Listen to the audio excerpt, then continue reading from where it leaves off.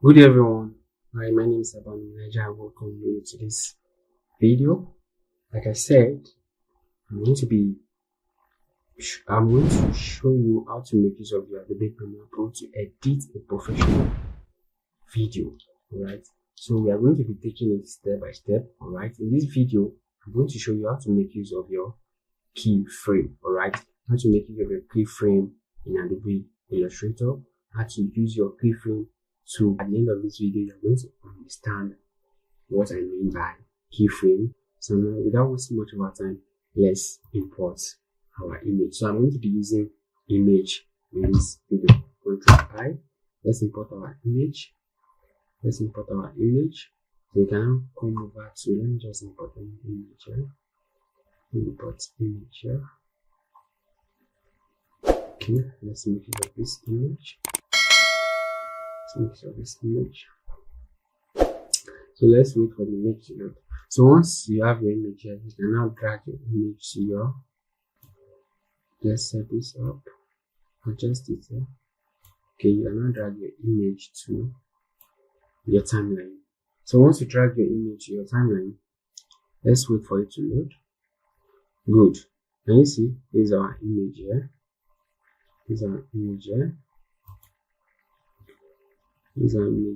So now select this image. If this image is how many seconds? It's about 4 seconds. It's about 4 seconds. Can you see? It's about 4 seconds. 4 seconds, 29 milliseconds, like that. So now I want to adjust the image to be more than 4 seconds. Select it. Can you see? Can you see the direction of the mouse? And I just select it and drag. Good. So we have it about 29 seconds here. Can you see? We have it about 29 seconds here. So now, as you can see, this image is just an image. It doesn't have any effect or anything. It's just a still image. So now I want to use our keyframe to make this image move, right? Once we turn it like it should, we want to make this image move, alright? That's just apply some effects using our keyframe to make sure that this image will move. I hope you understand. Don't worry, you're going to understand right now. So now, can you see at the beginning of this our image? Come over here. Let's set this our good. So now, this is our image here. So now let's assume we want to set a keyframe. We want this image. We don't want this image to just remain stagnant like that. So just come over to your, can you see this scale here? Alright, come over to your scale. Now once you come over to your scale, if you should notice, we have this one here. So at the beginning of this test, you can come over here. At the beginning of this, let's set it to 100. Good. So once you set it to 100, now you can now move it forward. Move it forward a little bit. Or let's take it to the middle. Okay, we can set a keyframe here. Alright. So now move it to the middle. So once you move it, as you can see, the keyframe has been set. So once you move it to the middle, you can now give another keyframe. Now let's increase it. Good. So once you increase it, you can now take it back here. And since another keyframe has been set, you can now come over here and set another keyframe. Or let's take it back to 100. Good. Now let me play it so that you will understand. Before you play it, most times if you're editing a video, can you see this red line at the top? Right. So once you have this red line, your video will not play smoothly. Right. So for you to be sure of your editing, what you just need is you go over to your sequence.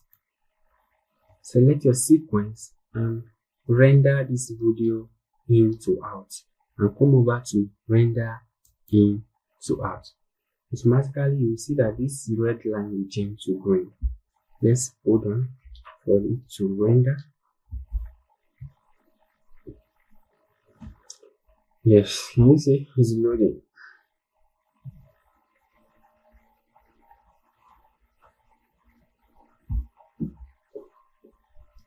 Can you see? Can you see now? Good.